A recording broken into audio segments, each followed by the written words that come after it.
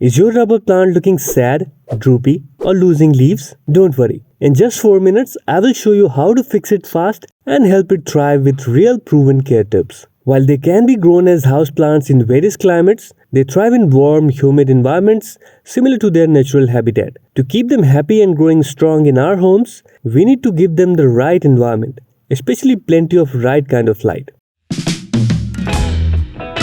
Rubber plants enjoy summer outdoors once it's warm. Start in deep shade for a few weeks, then slowly move to partial shade and indirect light, never direct sun. If you want bigger, healthier and glossy leaves, you have to give them a lot of bright light. They love bright indirect light for at least 6 to 8 hours a day.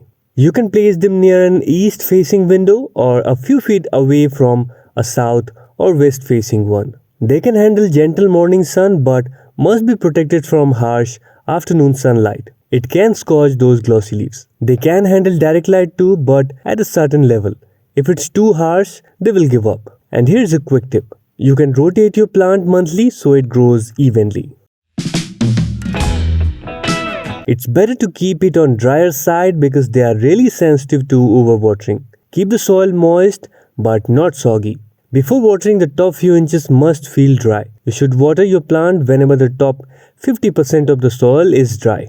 You can let it dry a bit more but do not water before 50%. If your plant is in shade. If your plant is receiving a lot of bright light and indirect light, you can water more frequently. You can try this easy method to check the soil moisture. Use a wooden chopstick to see if the soil is sticking onto it, and you can also see the saturation on the chopstick. Or if you use a moisture meter, it's too easy then. In winter, they drink less, so adjust your routine and let 50 to 70% topsoil dry out. Rubber plants also like moderate humidity. Around 40 to 50% is perfect. Misting helps a bit, but for a very short duration. Use a humidifier or group them with other plants to boost humidity naturally. To increase humidity, you can also place water trays filled with water near the plant. These plants grow fast, so they need fuel. Use a balanced liquid fertilizer, diluted to half strength every 2 to 3 weeks during the growing season, spring to early fall. If you're starting with fertilizer, start with a little less than recommended dose and increase after a few months. If your plant lives in a low light spot, fertilizing once a month is enough. Watch for new growth in spring, that's your signal to start feeding. Use a well-draining potting mix with perlite, peat moss or coconut coir. Add some orchid bark for extra drainage. Choose a pot with drainage holes. Better to go with terracotta pots and go only 30% larger than the root ball. If you see roots coming out of the bottom, it's time to repot, usually once a year during the growing season.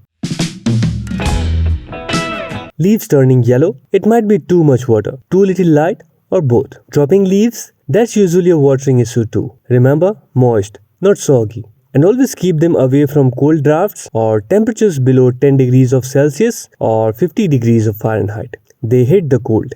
Keep them away from cold windows or exterior doors in winter.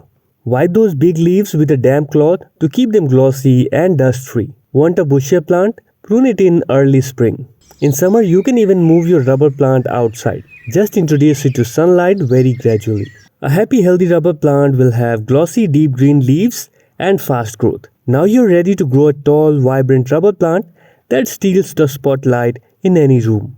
If this helped, give it a thumbs up, subscribe for more plant care tips, and comment below. What's your biggest struggle with rubber plants? I will reply personally. Thanks for watching. See you next time.